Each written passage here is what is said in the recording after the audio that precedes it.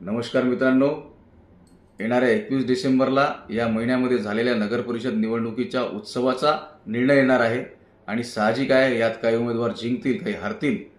तर मला यातून एक संदेश द्यायचा आहे की जिंकणाऱ्याने गर्व करू नये.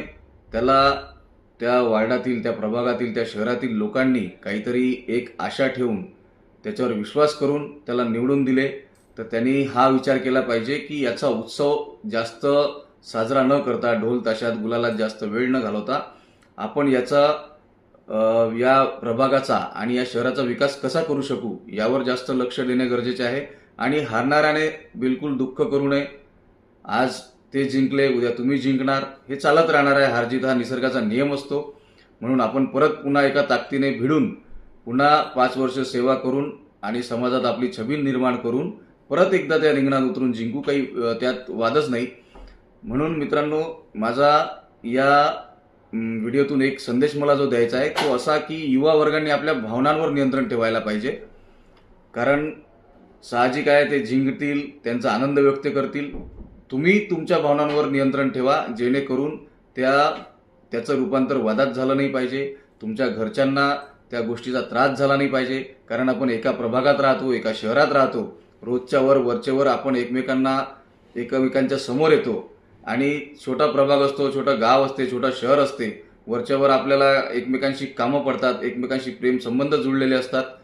म्हणून या गोष्टीचा विचार केला पाहिजे की हा एक उत्सव होता.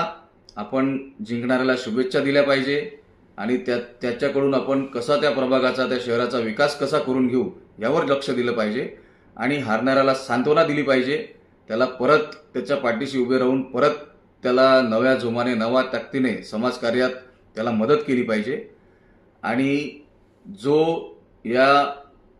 मला त्या प्रत्येक उमेदवाराला हे सांगायचं आहे की जो निवडून येईल त्यांनी आपल्यावर केलेल्या लोकांच्या विश्वासाचा आणि प्रत्येक त्या मताचा विचार करून योग्य त्या तऱ्हेने आपल्या प्रभागाचा, आपल्या शहराचा विकास केला पाहिजे. आणि परत अशी स्वतःची छबी निर्माण केली पाहिजे की जनतेने तुमच्यावर परत विश्वास करायला पाहिजे आणि परत तुम्हाला चान्स देऊन परत त्या शहराचा, त्या प्रभागाचा आणि त्या राज्याचा आणि देशाचा कसा विकास करता येईल यावर लक्ष केंद्रित केले पाहिजे.